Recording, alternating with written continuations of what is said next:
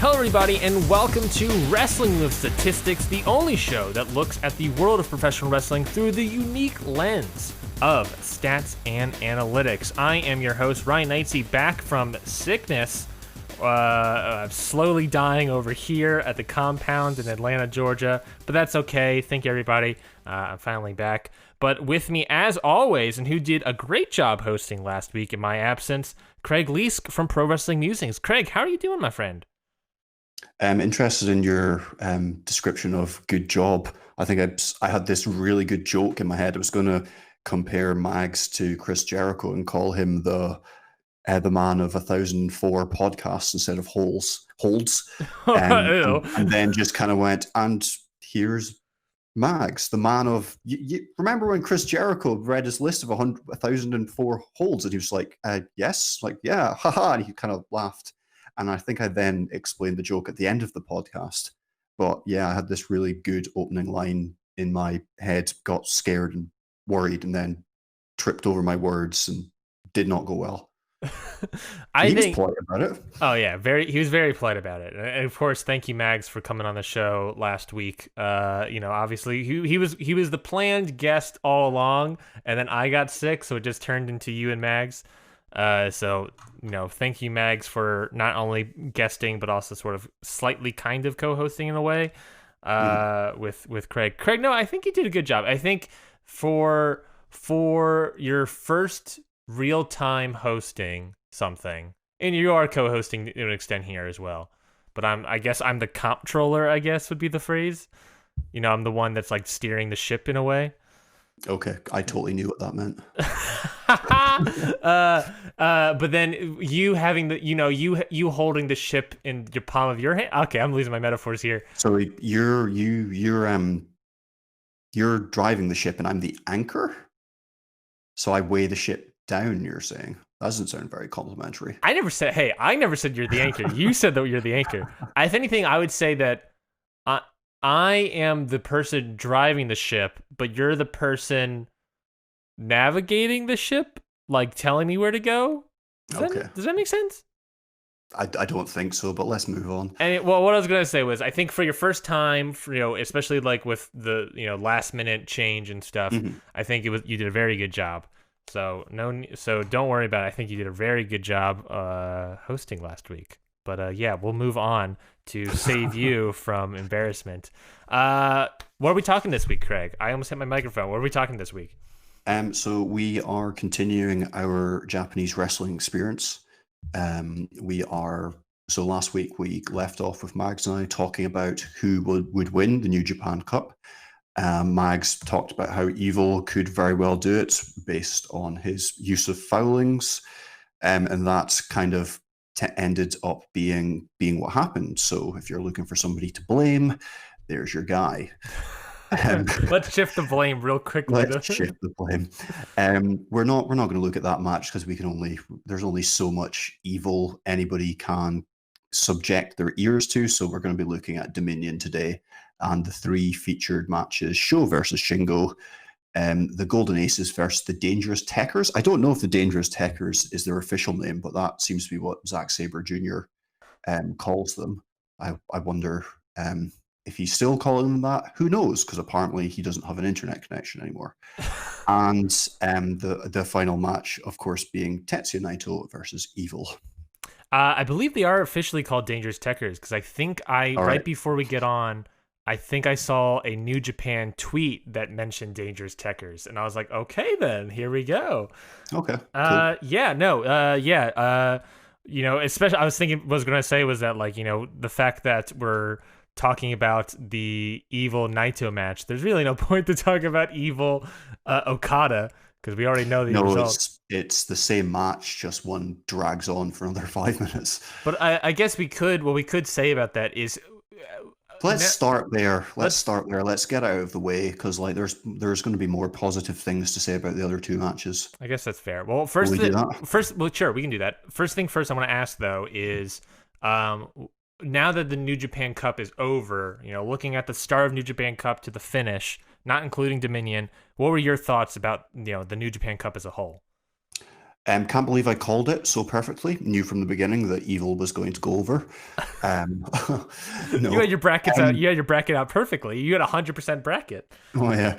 I loved Hiromu Takahashi's run. His matches with Ishii and Okada, and to a lesser extent, in a very different way, yeah, Toru Yano.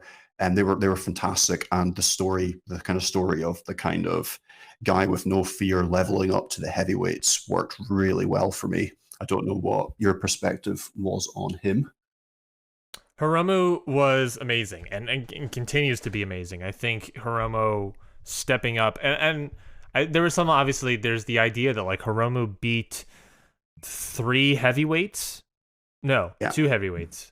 uh, Three heavyweights. Three heavyweights. three.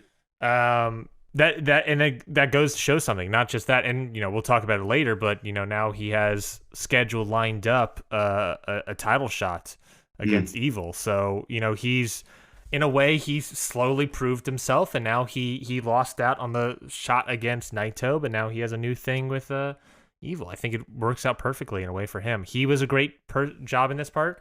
I did think also in a lot of the obvious first round matches, I thought the dads across the board did a outstanding job. That time off, I feel like definitely helped them. Yeah, I liked how the kind of the new guys into the cup, or maybe the less expected guys, kind of they tended to give a different dynamic. Like the dads and the juniors working from below was really good. Show also did a great job. Mm. That Show Shingo match was obviously a great match. And I in terms of the whole cup as a whole, I saw a great take online. I think it was like at Booze Leprechaun or something. And it was something basic. Great. Twitter's full of great names. But it was some sort of take that was like the New Japan Cup was less about matches and more about like creating new stars. Yeah, I could see that. The obvious one with Evil here, but they made a lot of they help push a lot of new people into the sphere. Obviously, there's Evil. I would argue Show as well. I would argue some of the dads got like elevated into a certain extent as well. Yeah, I was really interested in Nagata by the end.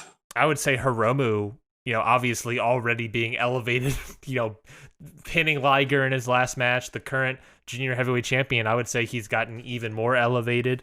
Obviously Jado, huge elevation for him.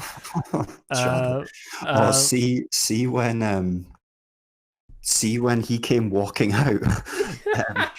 He was walking out so slowly, and like by the time he was like a third of the way down that ramp, then Ishimori just comes running out. Like it's like he'd given him a 10-second head start, and then just destroyed him in the race to the ring.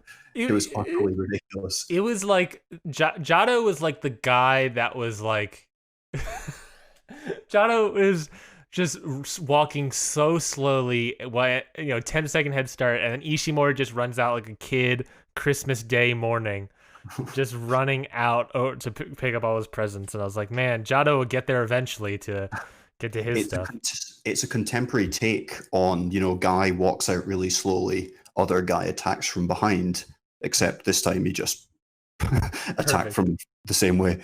Perfect. So maybe it was Ishimori's fault. Maybe he just got too eager and couldn't wait and go around the back. I did think he actually got there a little too early, which I don't know if it's his fault or Jado's fault, to be fair. But yeah, I thought the New Japan Cup, was good. Like I said, it elevated a bunch of people. Taichi got elevated. Taichi defeated Tanahashi and Ibushi.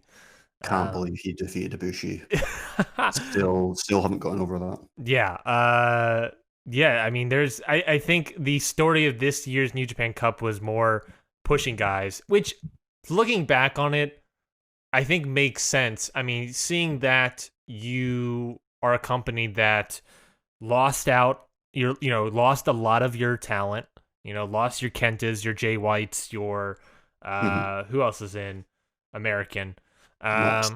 Moxley lost out on. You could say necessarily have been there. Yeah, you could say, let me see if I can. You lost Cobb, you lost Owens, Fale, Juice, Finley, Osprey. The list goes on and on here. But you lost out on a lot of people. So, and they reasonably probably said to themselves, look, we're probably not going to have these people for quite a while. So we have to push some new guys up to the forefront, which I think that was a good call. And also, seeing that there's no need to draw any audiences. You're not trying to fill Osaka Joe Hall. You're just trying to get 3,000 people in the arena. Why not? Shoot those shots, I guess. But we'll talk about that more as it goes on. You were saying, Craig? Yeah, absolutely. It did feel like they were building to replace the guys that couldn't be there. I'm not totally convinced that this was the plan with Evil. It felt a bit of a sticking plaster and papering over the cracks, but maybe this would have been longer term with Evil. Maybe it would have happened eventually. Not sure. Yeah, I've seen some people describe it as like during New Japan Cup that Evil getting this like weird sort of push thing felt like an audible in a weird way. Like it was just like it felt like it should have been someone else to win. And maybe obviously it's impossible to say, but maybe someone else would have won if we had the original card back in March. But that's obviously impossible to say at this point. But yeah, I mean, with Evil there now, I mean, where was Evil in this card anyways? Let's see. I want to see where he was. He is Evil versus Kojima. He probably would have won that. Then it would have been Goto Takahashi, Goto versus Evil. Let's just say then Evil. Let's say Evil wins it again, like he did with Goto. Then faces probably Kenta. Evil versus Kenta. If Evil versus Kenta would be weird. Maybe that's when he joins Bullet Club at that point, and then he faces somebody. Yeah, Sonata. I get the idea that they wanted to rebuild the Bullet Club, and because they still see that as a big thing, for merch reasons perhaps, or the kind of the very classic Japan versus the outsiders. But even then, that's kind of lost in the current climate. But I don't know, like part of me is like, well, perhaps Jay White was going to win this, but I don't know. It could have been. They could have. They've obviously changed their plans, and it might not have even just been by a little. We might have seen Shingo win. We might have seen Ibushi win. Who knows? It's such a hard to guess with the current climate. It's such an alternate reality that we're. So it's who the hell knows. But yeah, I think overall, I greatly enjoy the New Japan Cup. Obviously, with no New Japan from February until June, I think New Japan Cup returning was gladly welcomed in my household. And I'm excited to see more. New Japan's got fans in attendance as well. I do think their lack of fans hurt sometimes because I think, like, for instance, I think someone like Okada or Tanahashi lessened in my eyes with no fans because it was just they did a lot of versus someone like Takagi or Ishii, where it was like their style of matches were different enough where they're doing a lot of hard hitting versus Okada and Tanahashi that really thrives on that fan interaction that it's just sort of like, oh, well, okay. Especially Tanahashi. No, especially Tanahashi, yeah. I think, I think the lack of fans hurt them a little bit, but now that we got fans, I'm excited to get back, and we got fans at Dominion. Was it 3,000 plus people here in the show? And you wanted to open up first with the big talker, which was the main event. Tetsuya Naito taking on Evil for both the IWGP Heavyweights and Intercontinental titles. Of course, Naito won those back at Wrestle Kingdom earlier this year, and Evil, winning the New Japan Cup, gets to challenge. Big story, I guess, before going into this match was that Evil, after winning the New Japan Cup, turns on Naito, joining Bullet Club, becomes the new semi-leader, I guess, the interim leader of Bullet Club, the top heavyweight for the faction. and go on to face Naito. And of course, that finish was Evil getting the win here. Craig, you've compiled, of course, like every week, you've compiled some stats here for us. That's the whole point of the gosh dang show, people, is stats and analytics. So let's talk about some of those stats that came out of this big main event. Craig, what were some things that popped out to you? Well, when you look at the stats, it looks like Tetsuya Naito's been robbed, and that's because he was outdoing Evil with strikes, strike downs, grapples, dives, even reverses more. But yet it's Evil that walks out with the titles with 41% of the offense. However, the statistic to look at is the 25 fouls in his column compared to the still somewhat high 12 in Tetsuya Naito's. We can see by the flow of offense, there's an awful lot more red than blue. Part of that is because I don't actually count fouls as an actual wrestling move. So all of those probably quite impactful things that Evil did to Naito aren't on these graphs. They're of course in the table, but on the graphs where the offense is the red peaks and troughs and the blue peaks and troughs. So it doesn't look like Evil's actually done much to Naito to pick up the win.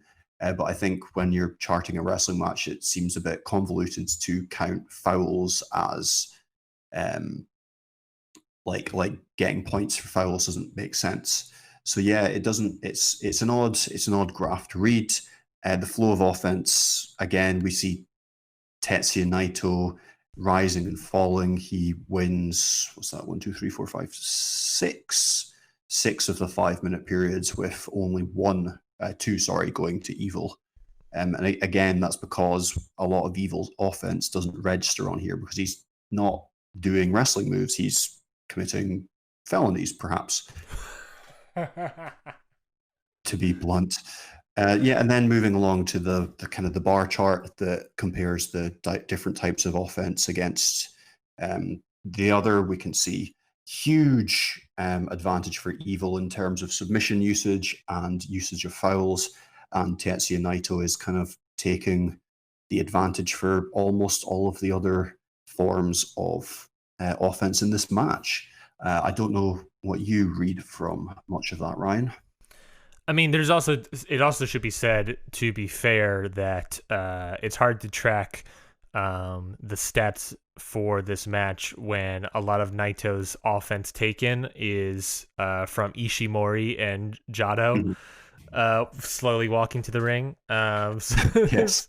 it's hard to really track that. But yeah, I think I would agree with you. It is, and I think that's also the obvious story that they were going for here, is that Evil is taking away everything that Naito held dear, right? LIJ to a certain extent, both titles, that was, his Naito's pinnacle peak. Evil is obviously robbing him of all those things. And the story of this match as well, as you can see, I mean, the big taker here I can also see is that number of submission seconds Evil uses, whether it be various holds and whatnot, or whether it be more specifically the Texas Deathlock, the sharpshooter, I believe it was, to just wear down Naito's knees even more. I mean, looking at that horrendous table spot of Evil throwing Naito's knee first into a table. Oh God, that terrified me. But yeah, that idea of Evil's tactic here was obviously just to wear down Naito over the course of these roughly 40 minutes, whether it be submissions, whether it be fouls or outside interference. Evil knows Naito well. They've been, seemingly on the same faction for years now. So Evil probably understood that, hey, Naito, you are a better wrestler than me. Yeah, so absolutely. The only way for me to win this match is through fouls and through other aspects of that. There is the idea of I don't and maybe it's because I haven't watched the interviews of Evil post matches, but I don't exactly know why or what's the motivation for Evil turning, for lack of a better term, evil on Naito. I suppose he wasn't going anywhere fast in LIJ. That'd be my thought. There is also the aspect that he was, Sonata was the one that didn't have the titles. But Yeah. then I also think like, well, Sonata is a babyface in Japan, too much of a babyface in Japan. Mhm. So I can see why they didn't want to turn Sonata. And also there's, outside outside of kayfabe, there's the aspect of Evil not only wasn't going anywhere fast, but Evil was sort of ran its course as a character. So it's like, I don't know what else we do with this guy. He's sort of getting boring. Yeah, absolutely. You need something to change it up. The other thing that is worth pointing out with the graphs, and I would really encourage you, if you are just listening to this when you're out and about, to get it up on the website prowrestlingmusings.com, and just to have a glance or two at the images, because it really does add to the understanding of what we're talking about. But for a match that went 38 minutes essentially, these graphs are not fantastically complex. Certainly not the flow of offense one that charts kind of all the peaks and troughs of the wrestler's offense. If you look, whilst you've got the article open on your device, there's an article where I present these three matches and write a quick paragraph about them. There's a link in the podcast description. There will be, yes. If you look at Sho versus Shingo, which was a 20-minute match, that is a far more complex chart. You can see peaks and troughs all over the place. That was about half the time of this match. If you're also eagle-eyed, you will notice that the 20-minute mark and the 25-minute mark are essentially right next to each other on this Naito Evil match. Like there were large periods of this match where not a lot was happening, and within that there's like an 81-second submission from Evil on Naito, as well as a lot of gesturing, and I'm assuming he probably hit some low during that as well, as he did throughout the match. So, and I mean, you can also look like the first 5 minutes. There's a flurry from Naito and a slight bit from Evil at the end. This was not a vastly entertaining match. It was a slog to get through. It didn't do very well in terms of ratings. And if you're giving 40 minutes of your day to a match, you kind of are expecting it to be, 4 stars, 4.5 stars. Naito versus Evil on the Grapple app it's over 3 stars now. It wasn't the last time I checked. It's 3.15 stars for a 40-minute match. That's, I don't think, the kind of investment of time and what you're getting back there is particularly fair. This story could have been told in 20 minutes, and the match could have been better for it. New Japan seems to believe that long equals good, and that's not always the case. Like there might be a correlation between the length of a New Japan match and how close to 5 stars it gets, but it's not a 2 + 2 = 4 type scenario. Yeah, I would agree with some of those points there, in the sense that like the obvious point there of like New Japan sometimes thinks that long is good, which, for the most case that tends to be correct. But there's like the obvious points that I can think of like Sonata and Okada's G1 matches were always incredibly short, because obviously there's a time limit. They don't want to get draws. You're going to want to get the win, especially on G1. But whenever they had then their title matches after the fact, where there was no time limit, it just slogged on for a very long time, and it was like, oh, this is kind of boring, whatever.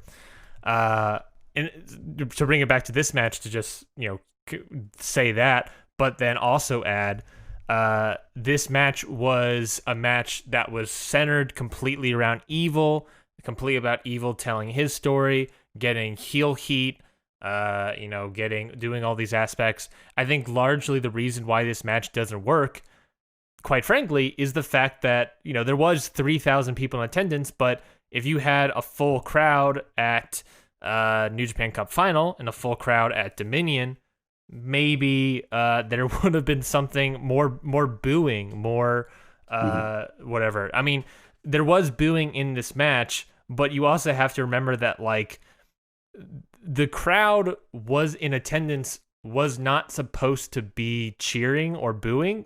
That's why there Yeah. was a lot of clapping. So when Hmm. there is something to say that when there was booing, it was there is a reason why the crowd is cheering, because they're so emotionally compelled to boo or cheer for these people that they're ignoring the rules.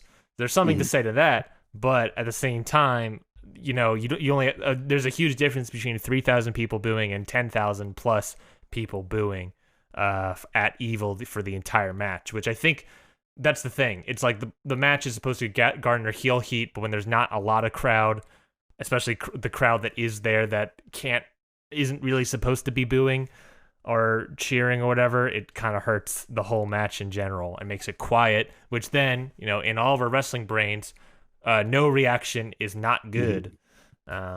But yeah. Yeah, absolutely. This was kind of needed to be white hot, and as you've just so eloquently put, it couldn't be, and that was a problem.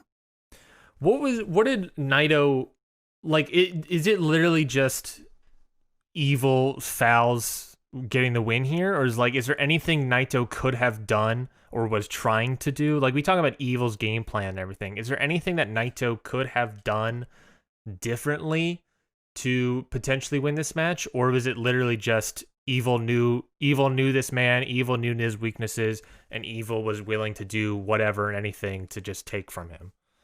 I don't believe so. No, unless I mean we're looking at arguments with he could have expected this and had more of Lij ready to go. Would be that kind of thing. I'd be saying. I have an issue with the amount of fouling that's been going on in New Japan matches.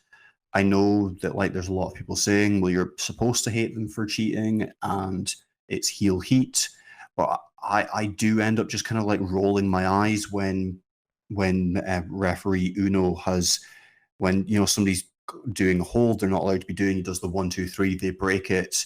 The heel looks at him and smirks, and then does it again, and it's 1 2 3, they break it, and then it's again. It's just like in football, you get a yellow card for persistent fouling, and if you keep fouling, you get a red card, and that's the end of it. And I know people, need to suspend your disbelief for wrestling, but I think you suspend your disbelief, but there are still rules in place. Like I think the issue that I have with WWE, and I think a lot of people have, is as a wrestling fan, quite often the world will like look at you as if you're a bit of an idiot for liking it. And you don't want to feel like that. And when wrestling is good, it's the best thing. But there's a lot of the time that you're expected to give it a pass for treating you like a bit of an idiot. And like the fouls are fine, but make the way that he's doing them smarter, so it's not just so blatant in front of the referee. Tai Chi throughout this tournament was ridiculous with the amount of fouls he was committing. It was just like all of the time. Against Sonata, there was 11 fouls, and there was more against Ibushi, I believe. Yeah, Ibushi 18 fouls. It was just constant all of the time. Um, and it was the same with Evil 15 against Okada, and how many was it against Sonata? 11 versus 11-0 against Sonata. So it's too much. I feel like there just need to be more rules. Like the referees I don't know. Maybe they need a yellow card. Sounds silly in wrestling, but maybe they can give a formal warning, and the commentators go, "Oh, this is last chance. If he continues to do this in front of the referee, he will be disqualified." And then you see the heels still bending the rules, but they're doing it in more devious ways rather than just straight in front of the referee's face. I don't know. I find it mocks the referee too much, and I feel like it's also mocking my intelligence a bit. But it's not an opinion I see too commonly elsewhere. There is the aspect, however, that obviously New Japan, and they've talked about this before, that they are sort of play lax in rules when it comes to title Yeah, matches, yeah. which I get. I mean, I think that's far. You can look back at so many title matches. I mean, Omega was famous for bringing out a table Hmm. in any and all of his matches. Yeah, no, I sort of agree with that in the sense that like there isn't. There was a lot of fouling happening in this match, and it's also weird because the point of doing that, it's a twofold aspect. There's 2 points in doing that. One is to garner heel heat, obviously, but in a crowdless setting or a minimum crowd setting, it's really hard to achieve that fully. But then also conversely, it's a way to ultimately make the good guy look better when he's able to overcome all these aspects. You know, it makes you get even more downtrodden, even more upset about fouls, in my opinion. And I say this about myself as well. When Taichi does all these fouls and then gets the win and wins the titles, as we'll talk about, or when Evil gets all these fouls, gets the win and steals the titles out from Naito, because then it's just like, okay, what the hell? Like, why didn't the referee try? Well, I mean, the referee did, I guess, in a way, try to stop it, holding up that table, defending Naito. But why didn't he do more to stop this? You know, protect Naito in a way, I guess. There is that aspects of like, you know, if you're going to foul a lot, then still find a way for the good guy to win, so that it's like overcoming, like he's better than all these foul. Like it matters to be a good person and to be a good wrestler, because if you just foul all the time, then it's like, why aren't all these guys fouling all the time? Why isn't every match riddled with chair shots? You know, it starts becoming that downwards trend. Yeah, I think I want a heel that is like excellent at and skilled at their profession, but is like super arrogant and snarky and like rubs it in everyone's face, but doesn't really need to cheat, but like would maybe every now and again, like a Kurt Angle type heel. I know he did also break the rules, but or like a, you know, Brock Lesnar monster heel doesn't really need to cheat to win. Like I like a Pac or something. Yeah, I like that kind of story. I also kind of think that Okada is often the heel. Yes. Like, yes, he is. He doesn't cheat, but like in those, I saw him as like he kind of took the heel role at Wrestle Kingdom against Ibushi and Naito. Like he was the kind of unconquerable force that you kind of wanted to see lose his title, because it would be more interesting for somebody else to take it. So he was almost the heel by excellence, like, you know, that kid at school that is phenomenal at whatever sport you play, and you know, you just don't like him for it. You know, I think that works as well. I'm not saying that it shouldn't happen. It's just when it's like 25 times a match, the fouling is distilled into it's like kind of meaningless. I'd kind of point towards Daniel Bryan versus AJ Styles as an example of where a foul in a wrestling match was a big deal. When Daniel Bryan goes low at the end of that match, it was shocking. Mm-hmm. Yeah. Well, I guess to continue the foul trend, let's move on to the next match, which was the IWGP Tag Championship match between the Golden Aces, losing their titles to Dangerous Tekkers. Of course, this match came about in the New Japan Cup when Taichi was able to defeat both Tanahashi and Ibushi. Sorry, Zach. To earn their team a title shot. This was also sort of bubbling over before COVID pandemic sort of started between Golden Aces, Tekkers, and Juice and Finley. Or was it Finjuice? Is that what their name is? I think so. Yeah. So this is all sort of bubbling over. This is the one match I also believe that was probably going to be slated for Dominion no matter what. And they still were able to get here. But yeah, let's talk about this match. Craig, any thoughts about the stats in this match? Well, Ibushi beats Taichi in the New Japan Cup, and the two of them cost him in the next round. That's a better way of saying this up, but I probably need to stop hogging that dead horse. This was kind of... There's a trend of you not liking heels that use too many fouls. You want a very distinct, like, no fouls. No one's allowed to foul in this division. It needs to be used less. Like, they're spamming fouls. It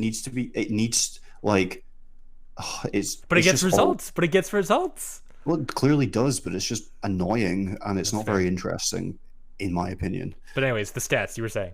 So this was essentially booked the same way. Strikes, strike downs, grapples, dives. to the Golden Ace team of Ibushi and Tanahashi. Submissions and fouls advantage to Dangerous Tekkers. They did reverse more than Golden Ace, which does help the story a little bit. More tags and more double teams, however, from them. So they were a more functional team than Golden Ace. They did take the match offense slightly, 52%, because of their huge superiority in submission, 167 seconds. So it's almost 3 minutes in total they had. One of their two adversaries in a submission hold. So yeah, they took the match offense because of that.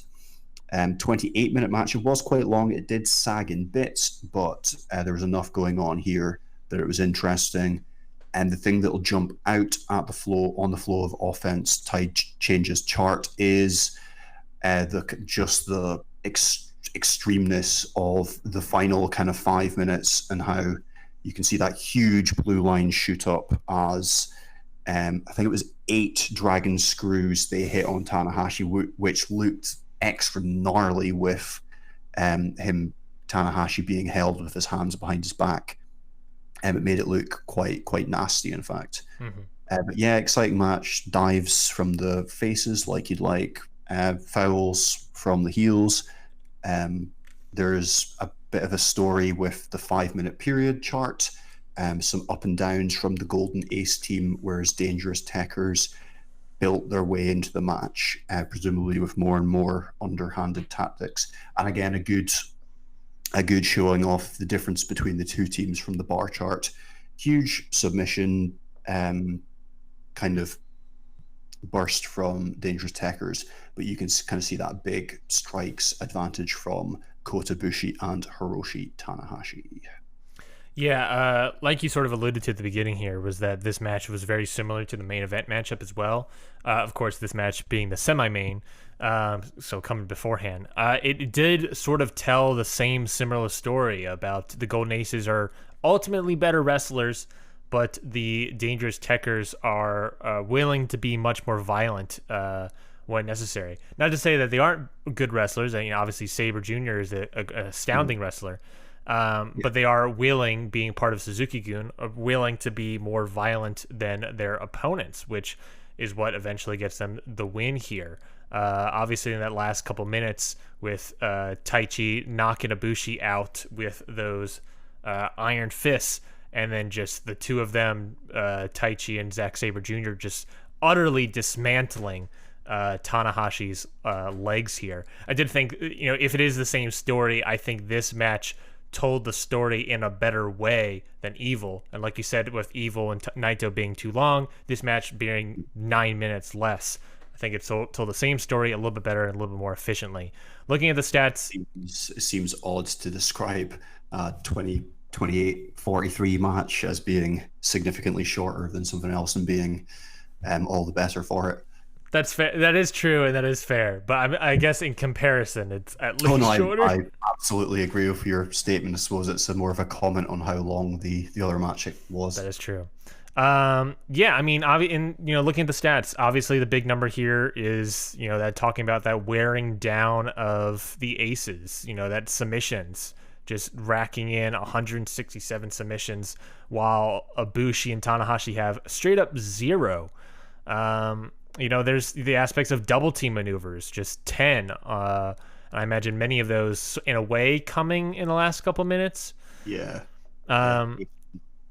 Yeah, and like you said, that also that slow build of the Tekkers, just slowly over 5-minute periods, building up to getting the ultimate victory, while Aces came out hot and then slowly just sort of fell apart. Fell apart at the ending there. Yeah, I mean, there's not much, once you talk about Naito Evil, there's not much in terms of analysis to take away here, because like we said, it was sort of the same match, just shorter and a tag match. But yeah, I don't know. Any big takeaways, I guess, in terms of analysis out of this one? I mean, no, you're kind of spot on there. This match kind of ended when the glove thing came out. I think both men were hit with that. Ibushi kind of then stayed on the outside, and then the double teams targeting Tanahashi's knees kind of finished things off, and yeah, Mhm. that was it. Yeah, there's not much more to say. That obviously that foul number 17-1 in favor of Mhm. the Tekkers. That's also a huge aspect. But yeah, I mean, yeah, there is something to say, and I think there's also something to say that these two matches, Evil, Naito, Tekkers, Aces, was very similar, and the fact that they were also back to back in a way then hurts the main event, because then you're sort of watching the same story unfold, with slight elements changed, and it just sort of makes that other match slightly worse, I guess, especially with now it's the same story, but now it's longer. That's the whole aspects. Yeah, I hadn't put that together. Yeah, that makes an awful lot of sense. Yeah, if you just put to steal my It's like an booking, hour. It's an hour of fouls and the same story. obviously, and I think the reason they didn't do it is because it's Tanahashi and Bushi and whatnot. They want to put them in the semi-main. But Mhm. Yeah, honestly, if I was doing this to put my hit the books booking brain on, I would switch the Show Shingo match and the Aces Tekkers match, so that you can have the story be told, have it be a great match, then move into the hard hitting wrestling match, and then go back into the emotion filled betrayal match. yeah, absolutely. But yeah, well, speaking of hard hitting wrestling match, let's move on to the never open weight title match between Sho and Shingo Takagi. Of course, Shingo being the never open weight champion here, taking on Sho. Sho defeating Shingo to earn this match from the New Japan Cup. And I think what was it, a first round matchup, I believe, if I remember correctly. Sho also before COVID saying that he wanted to go after the never open weight title, because Sho debuted as a young lion the same night the never open weight title, so he sort of feels like it's his destiny. I guess that also means that I wouldn't be surprised if we see many more of these matches down the line. Yeah. So thoughts on that story, or thoughts on the stats themselves, Craig? Yeah, and that would be very welcome. Both matches have been highly enjoyable. Show looks convincing as going up against the heavyweights. He doesn't. He's so I'm not fantastically familiar with his work. I didn't watch a huge amount of the best of the Super Juniors last year. So as a singles competitor, I'm not sure how he usually wrestles, but he didn't hit any dive at all in this match, and that has been his story throughout the cup. He wasn't hitting dives. He was actually using a lot of strikes and a lot of submissions, as he did here. Sho actually broke 100 in this match, hitting 102 strikes compared to a measly 74 from Shingo Takagi. Sho also the advantage with strike downs, 11-4. Grapples were taken by Shingo, 11-9. No dives each. A 91-second submission compared to 13. 28 reversals apiece. Both of them hit a finisher. It was just Shingo's kept Sho down, essentially. Sho taking 58% of the match offense, quite a jump there. And yeah, when you look at the flow of offense here, it's a heck of a lot more interesting. There's a lot of back and forth. There's some big peaks. There's some smaller peaks. This was a proper hard-hitting New Japan Pro Wrestling title match. That was hotly contested. And as you move on to the 5-minute periods chart, you can see that Sho was very much in the ascendancy for a lot of this before Shingo took control towards the end. And again, that bar chart very helpfully shows off the difference between the two wrestlers. Unlike the other two matches, submission advantage and striking advantage both went to the same guy in Sho. But it was Shingo Takagi's grappling offense and his more proficient and damaging finisher that was able to put Sho away.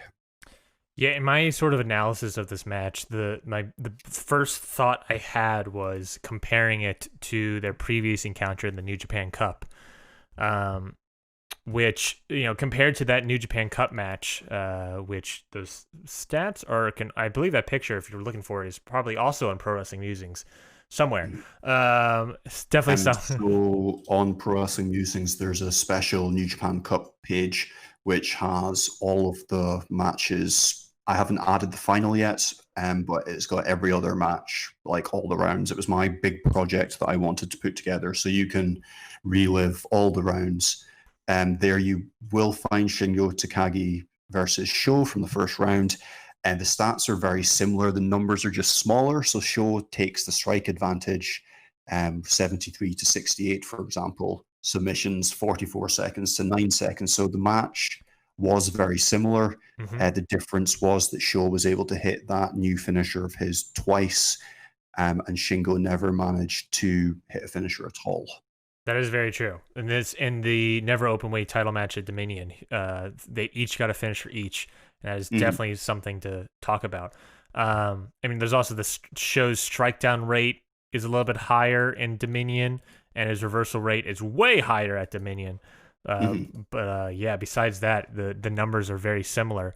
There was an idea that we pitched around that, you know, and I guess we'll announce that we were wrong in that assessment. That our belief was that maybe Shingo did not have the endurance advantage, you know, in that New Japan Cup match, where he is sort of like, oh, he went out there, 17-minute long match, such an incredibly long match for Shingo. Maybe he's coming off, but you know, looking at Dominion, a 20-minute match gets the win off. Maybe it wasn't about endurance. Maybe he was able to train well enough before Dominion to get there. But maybe the story actually is, you know, just Shingo getting that finisher. If Shingo's able to get that finisher, maybe that's the way to win. Yeah, I mean, you could kind of look at that as elite athletes. Ring rust, maybe Sho was able to train better during coronavirus. Shingo lost a bit of his cardio and has realized that himself, and perhaps sorted it out for this match. Sho has more motivation to get the win over Shingo because he knows that's a never open weight title match. Yeah, and Shingo's also beaten Sho in the past, in last year's Best of the Super Juniors, I think. That seems to ring a bell, but don't quote me on that. So yeah, perhaps Shingo wasn't taking Sho all that seriously first time around and had learned his lesson. Yeah, that's definitely true. Yeah, I mean, looking at this match, other than comparing it to last bouting, is last bouting a phrase that I can now use moving forward? I don't believe so. That sounds kind of like mouth vomit. Well, no, that's fine. I'm just gonna take over the Shakespeare advantage. If Shakespeare can invent words, I'm gonna invent bouting. Which of course the definition being the last time two people had a bout.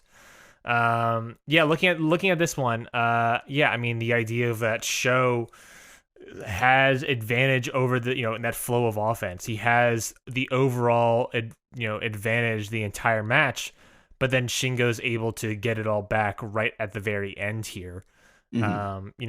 Sho's peaks from that flow of offense exceed Shingo, at most, his highest peak before the 15-minute mark is 18 offensive value versus the highest peak of Shingo being roughly a little, maybe a 10 and a half. So, a lot more offense here, but then that last 5 minutes of Shingo just pulling it out, finding the dragon within and getting that finisher to really get the win. Absolutely. And you can almost see Sho, there's like two big peaks before the 15 minutes, and then the two big peaks after for Sho after the 15 minutes is like they look there. It's a very clear visual image. It's almost like it's been stepped down because of Shingo's ability to turn things around faster. Yeah, so props to Shingo, props to Sho. I'm very excited to see where this goes forward. Obviously, we have Shingo Despy moving after this. And I do also enjoy the fact that we have Despy and Shingo after this, because that's two juniors going up for the never openweight title. I really like that they are finally, it feels like after forever, finally taking advantage of the open weightness of the never title. And I think, and I've heard it a lot from other people, people really enjoyed the New Japan Cup being open weight. And I think perhaps keeping that would add something to it year by year. I wouldn't throw all of the weight divisions out of the window. I'd keep them for the G1, and I'd you keep them for the big titles. But I think adding that for the keeping the New Japan Cup as it was this year might it just differentiates things and makes things a bit different. I didn't think about the G1 yet, but I wonder what they're going to do about the G1. Assuming that they're able to still put on wrestling shows, assuming nothing gets too much worse in regards to COVID. I wonder what they're going to do with that. Is it going to be a shorter, less amount of people in the G1 to try to keep it heavyweight, or are they just going to include your shows, your Hiromus, your Despies into the G1? I didn't think about that yet. I think for this year, to get the highest quality tournament, if they're going to keep it big like they did with the New Japan Cup, you would have to bring in your juniors. I think you would struggle to find 20 heavyweights to fill out those spots. Especially whether the big question for me is whether or not you have your dads in the G1. I think that's difficult because of the schedule. Kenny Omega documented it quite bluntly on things like being the elite. He was struggling, and he was probably in the best shape of his life at that point. Mm-hmm. So for a guy like Nagata that can put on a tremendous match in his own style, but he's gonna struggle to go out there and put together 10 to 20 minute matches 2 or 3 times a week. It seems unlikely to happen. I hope it's also interesting to note that Minoru Suzuki wasn't in last year's one. Very true. Whether that was for that reason or otherwise. Very true. I hope at the very least we're able to open up Australia, New Zealand, Japan borders. I imagine at the rate the rest of the world's going compared to my home country of the great America, I imagine that other borders for other countries will open up soon. Yeah, that's interesting. Actually, I'm thinking very much from a Western Hemisphere kind of perspective. I see no reason why Japan wouldn't be able to, have some coming and going from countries like Australia and New Zealand New Zealand is about as safe as anywhere else, anywhere in the world. Australia, I think, are not completely rid, but are essentially low risk. So yeah, I don't know. I think apart from your American talent, you can get all your Tama Tongas and that back, perhaps, all things going okay. Yeah, I don't exactly know where everyone is at the moment. Yeah. Presumably you get Fale, Toa Hanare, Mikey Nichols, everybody's favorite, Mikey Nichols. Robbie Eagles. Robbie Eagles is a great one. And then maybe another Australian talent. Maybe you get Slex in there. He's someone that is also in ROH, so you get a little bit of that in there as well. I also didn't think obviously get Jay White back, which is going to be fascinating when he's back with Evil. Yes, that is also true. You get Jay White. That's the big name. I keep forgetting. You Yeah. also get Jay White back. So yeah, maybe. I've been kind of thinking it over throughout this podcast, and I'm actually really excited to see what happens next.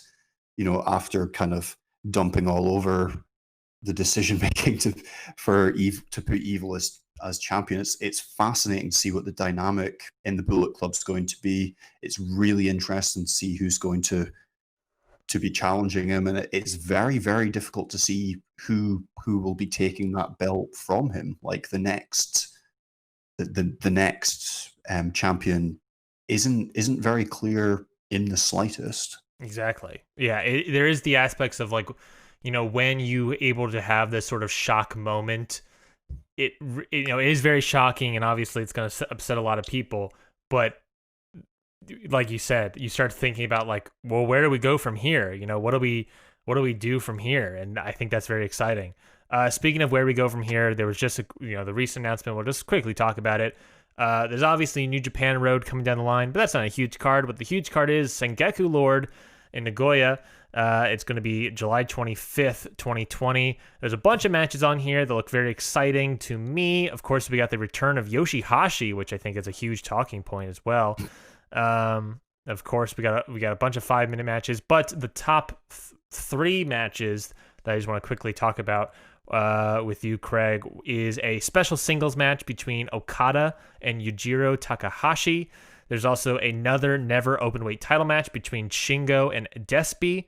And then it's going to be Evil in his first defense with the heavyweight and intercontinental championships against Hiromu Takahashi. So thoughts on those 3 top matches? Yeah. 2 of them should be good. I'll be interested to see El Desperado against. I wonder what 2 he may be talking about. Against Shingo. That should be. I think that'll be a great match. I really don't know much about El Desperado, but he's got a few quite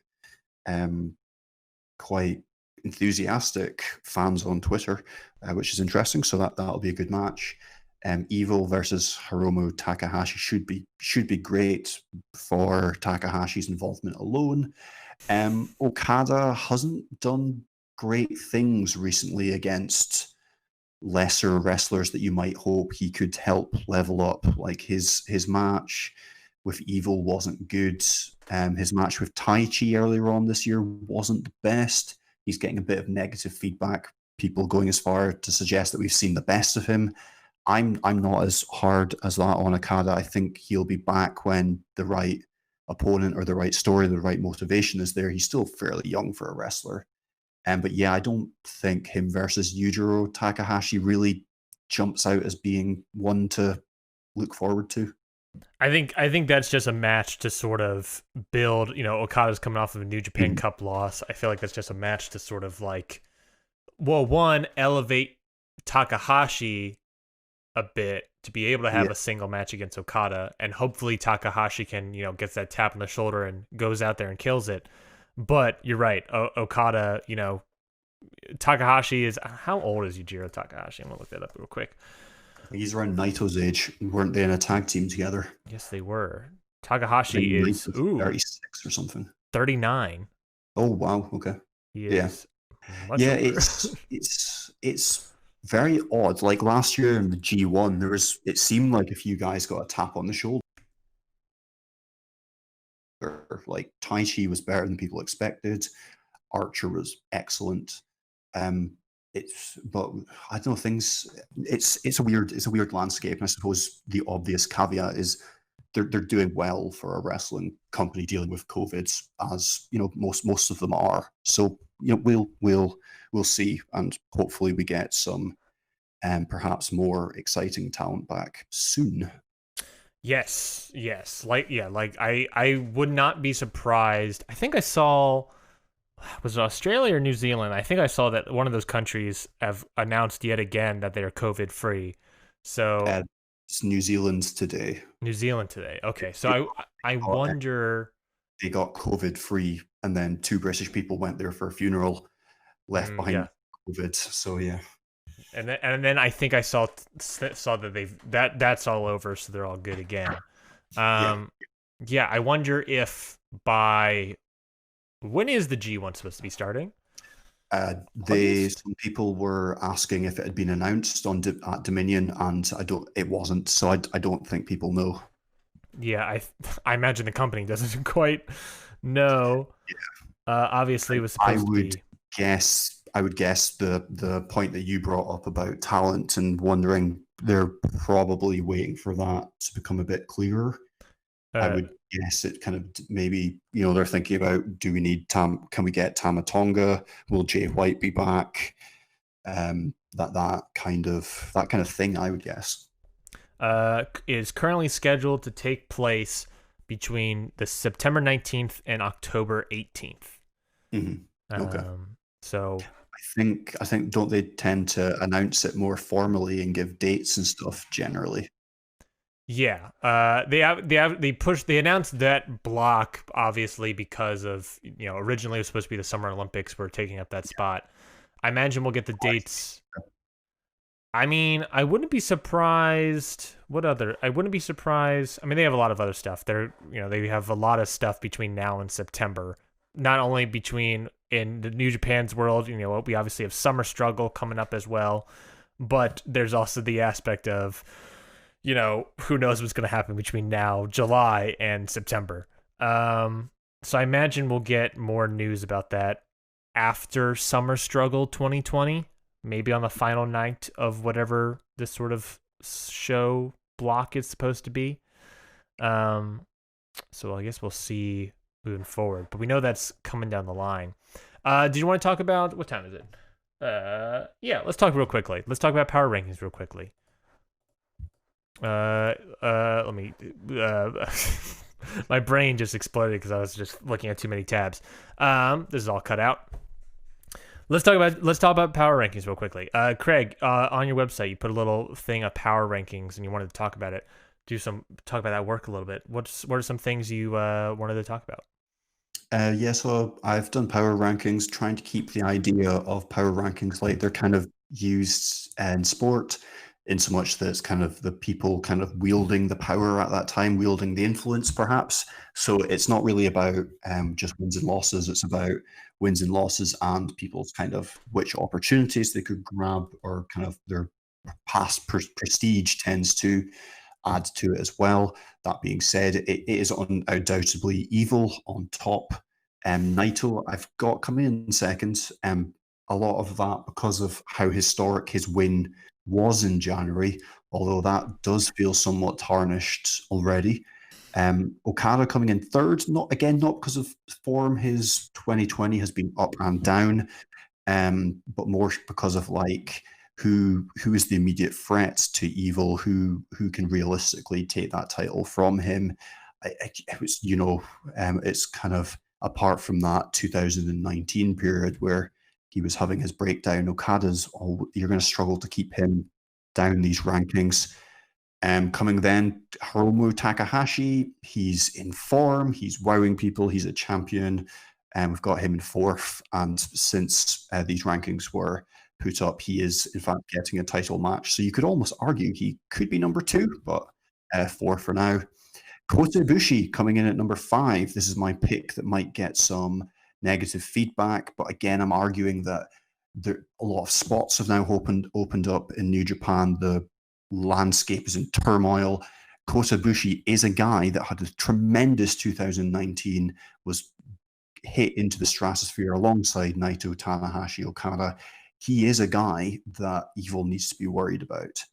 Then we have Shingo in form, championship, strong competitor, down in sixth, perhaps because of the limitations of the never openweight title.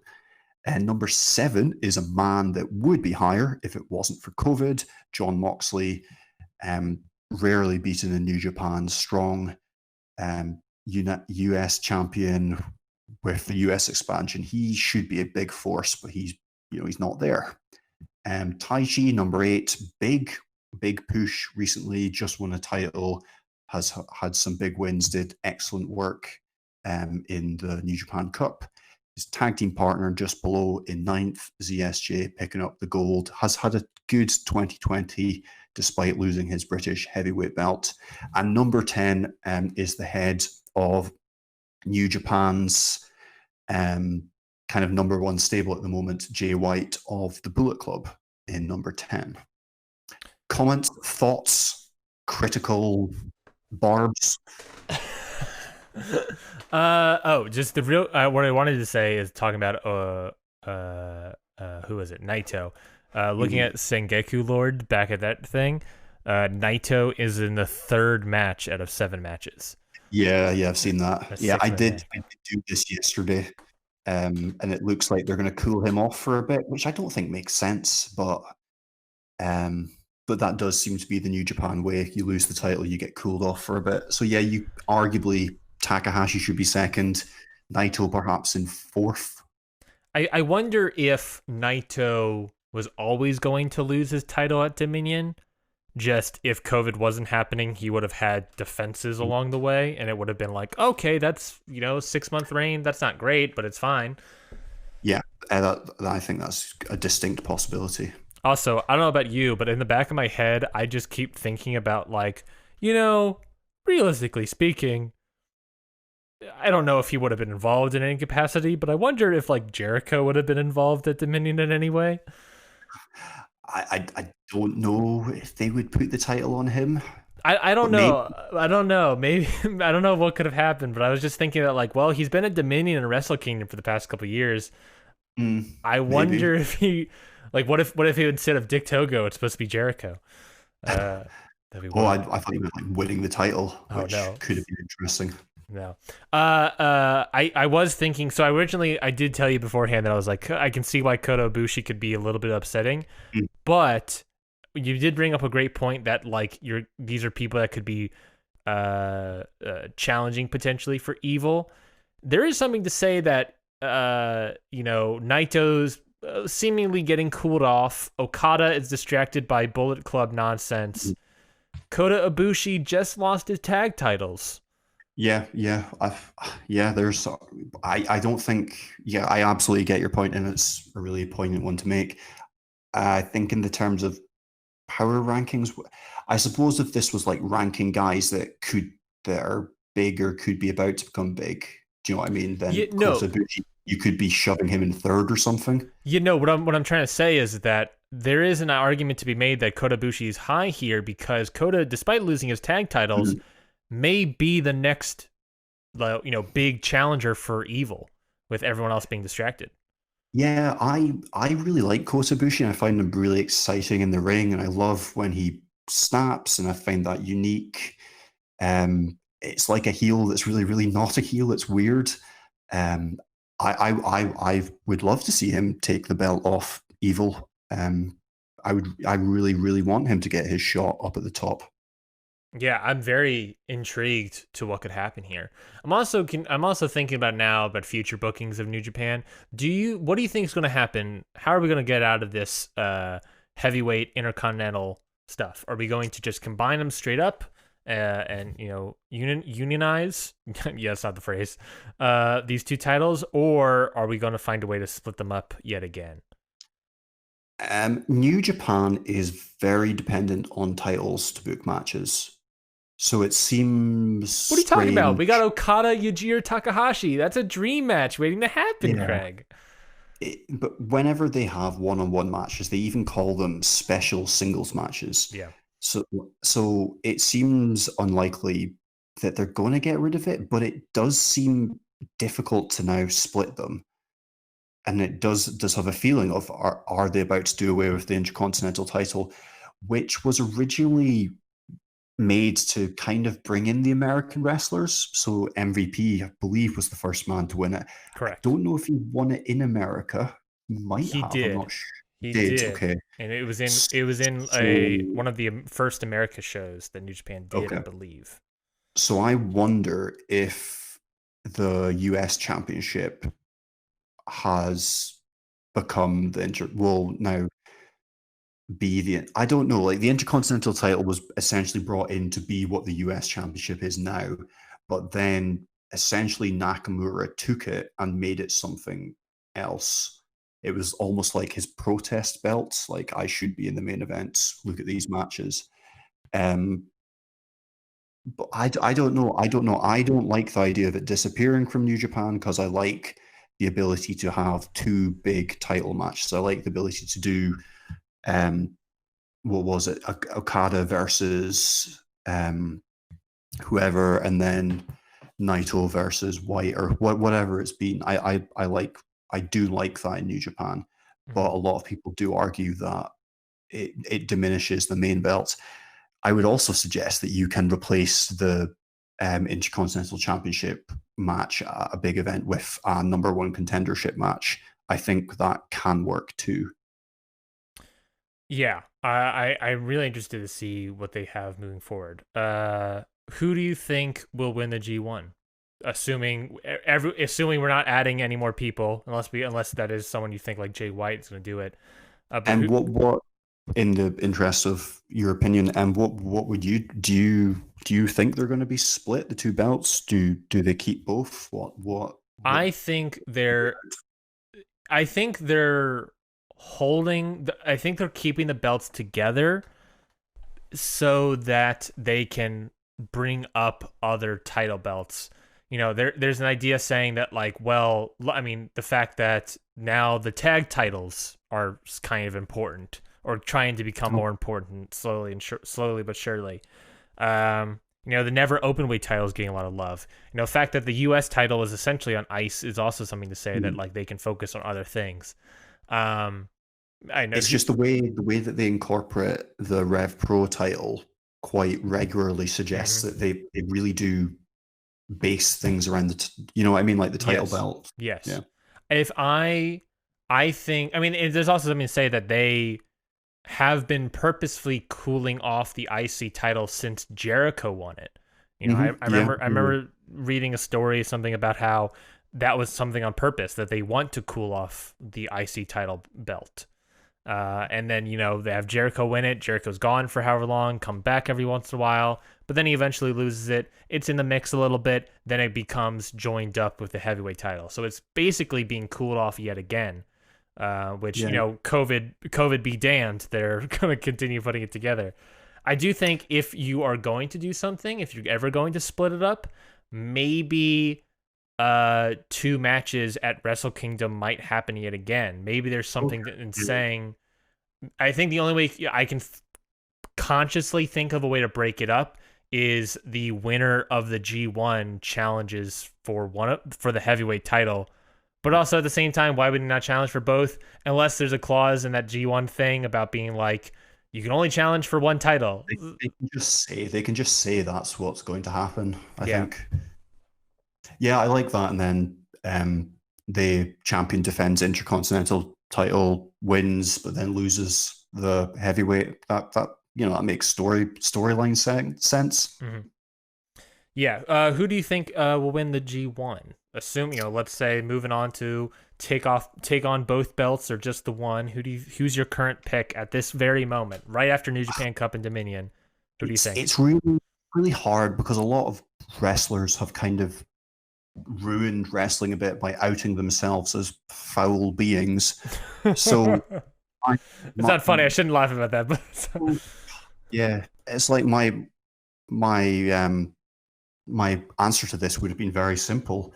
Had I not, based on what people have been outed as doing to other people, I would have been picking a British wrestler that has kind of made himself a big deal over the last year and a half. But I don't want to see that at the moment. I don't want to see that until reparations are made, until people kind of show some humility and, the rest of it. So I think it would be Kota Ibushi, even though he won it last year. I'm still very much on the Kota Ibushi train, and I would like to see him anointed, at some stage. I'm very, very big on him. Same question back at you. I feel like the top, I was going to say the top 3, but I think it's the only obvious option, is anyone between Naito, Ibushi, and Okada. Okada has maybe an argument to take. This is also assuming that Evil is still the champion by Wrestle Kingdom, which I don't know if that'll be the case. It might not. Like, it's so interesting. Actually, anything could happen. It's completely changed. That is also the nice part, and I think that's also, in a way, now that I think about it, a nice thing that New Japan has taken advantage of the fact that COVID is happening. That even more so, I have no idea what's happening moving forward. I cannot guess a single thing. No one would have guessed Dick Togo moving to New Japan and joining up with Evil in Bullet Club. I don't think anyone would have guessed that at the beginning of 2020. Like, the fact that they've sort of moved, allowed COVID, that's been able, because of COVID, they've been able to seemingly allow their junior heavyweights and their heavyweights divisions to mix up. Maybe Hiromu wins G1. Who the hell knows, right? I really don't know, but I would maybe pick, if I had to pick someone gun to my head, Naito is not a bad pick. I think Naito maybe getting his ultimate revenge and then just, winning the heavyweight title, I think would be nice. And then maybe Okada gets the Intercontinental or something like that, or Hiromu gets the Intercontinental. Maybe that would be fun. Or Sonata of Evil for Intercontinental would be interesting. It's it's hard. It's such, and there's also the specter of Jay White. They're always high on him. They're always pushing him. Who knows? Who knows where it's going? Yeah, and that's the other thing. I think Jay White would be a great pick, but then who knows if travel's going to be happening? It's literally like Yeah. you can't. What is great, what they've done in a great capacity right now is that because they're there are a lot of rosters spread out and they're combining stuff and doing all this interesting things or shocking things, I should say. And they're playing into the fact that like it's a real world reality. We live in a real sports based reality of like who knows.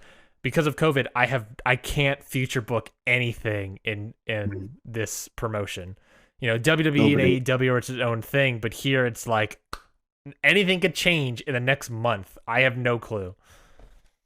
Yeah, absolutely. And nobody, anybody that's sitting there and saying that they picked Evil to, topple Naito before the New Japan Cup took place would get some doubting facial expressions, shall we say? Yeah, they got that like book that like Biff used in Back to the Future, just being able to like guess and predict everything that happens. Well, something like that, yes. Something like that. There's some sort of time traveler indeed. Well, thank you everybody for listening to this week's episode of Wrestling of Statistics. Great episode, Craig. I thought this was really nice. Absolutely. Getting back into the groove of it. I'm a little bit of a Stella, getting my groove back, coming off of a week. So thank you everybody for listening to this week's episode. Of course, you can find all of those visual graphs and whatnot there in the description of this podcast episode.